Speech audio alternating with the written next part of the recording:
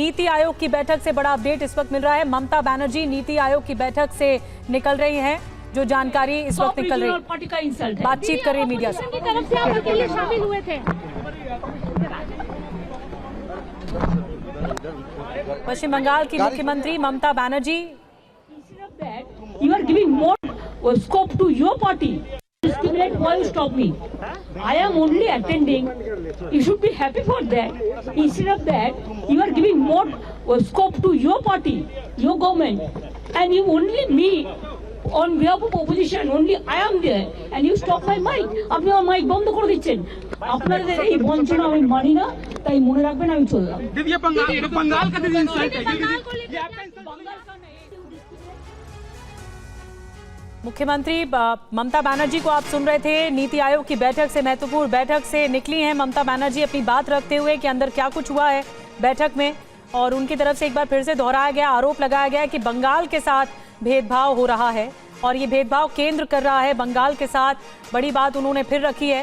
इससे पहले उन्होंने ये भी कहा कि नीति आयोग को खत्म करके योजना आयोग बना दिया जाना चाहिए। योजना आयोग ज़्यादा सफल है क्योंकि उसके पास वित्तीय अधिकार रहेंगे, नीति आयोग में वित्तीय अधिकार नहीं है।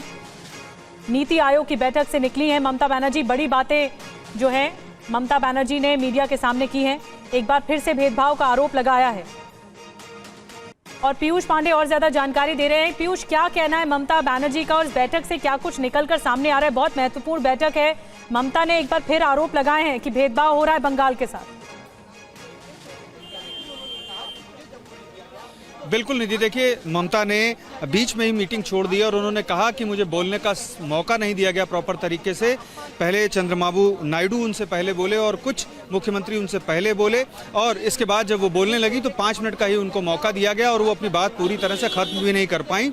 उनका ये कहना था कि उन्हें समुचित तरीके से बोलने का मौका भी नहीं दिया गया और लगातार वो भेदभाव के आरोप केंद्र सरकार पर लगा रही हैं। उनका कहना है कि बजट में जो विपक्षी दल शासित प्रदेश हैं, राज्य हैं, उनके साथ में भेदभाव किया गया है। और आज भी वो जब नीति आयोग की गवर्निंग काउंसिल की नवी बैठक से निकलकर बाहर आई तो उन्होंने सीधे तौर पर कहा कि उन्हें नीति आयोग की बैठक में समुचित तरीके से बोलने का मौका भी नहीं दिया गया क्योंकि वो विपक्षी दलों की जो राज्य हैं, विपक्षी दलों से शासित राज्य हैं, उनकी बातों को रख रही थी, आपत्तियां जता रही थी, लेकिन उन्हें पूरी तरीके से बोलने का मौका भी नहीं दिया गया। जबकि जो चंद्रबाबू नायडू थे वो कहीं देर तक बोले इस बैठक के दौरान और इसके अलावा अन्य जो मुख्यमंत्री थे उनकी तरफ से भी जो बातचीत सामने आई वो काफ़ी देर तक चली। लेकिन जो पश्चिम बंगाल की मुख्यमंत्री हैं ममता बनर्जी, उनको बोलने का समुचित तरीके से मौका नहीं दिया गया और वो यहाँ से निकलकर अब चली गई हैं और उन्होंने सीधे तौर पर फिर से एक बार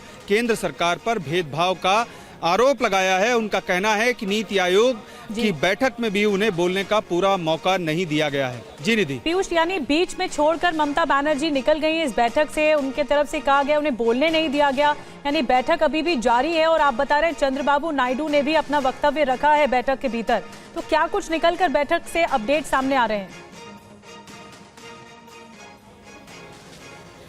जी बिल्कुल निधि, देखिए सुबह 9:30 बजे से ये बैठक जो है शाम को 4:30 बजे तक है और प्रधानमंत्री के नेतृत्व में ये बैठक की जा रही है। इसमें 9 राज्यों के जो मुख्यमंत्री हैं वो शामिल नहीं हो पाए हैं, कुछ 7 राज्यों के नहीं शामिल हुए हैं और 2 राज्यों के नहीं शामिल हो पाए हैं और उनकी तरफ से प्रतिनिधि शामिल हुए हैं। पश्चिम बंगाल की मुख्यमंत्री ममता बनर्जी ने एक कॉल लिया था कि वो इस बैठक में शामिल होंगी और विपक्षी दलों की जो आपत्तियां हैं कि उनके राज्यों के साथ जो भेदभाव किया जा रहा है केंद्र सरकार द्वारा बजट में भी और उससे पहले भी और उसके बाद भी, तो उसको लेकर के वो आपत्तियां दर्ज कराएंगी और उन्होंने अपना समय भी निर्धारित किया था कि वो करीब 1:45 बजे पहले बोलने वाली थी, लेकिन कई मुख्यमंत्री नहीं आए तो उनका नंबर पहले आ गया। लेकिन उन्हें बोलने का सिर्फ जो मौका दिया गया वो 5 मिनट दिया गया और इस स्थिति में जब वो आपत्तियां दर्ज कराने लगी तो इस दौरान उन्हें बीच में ही चुप करा दिया गया। और उनका ये कहना था कि इसके पहले आंध्र प्रदेश के मुख्यमंत्री चंद्रबाबू नायडू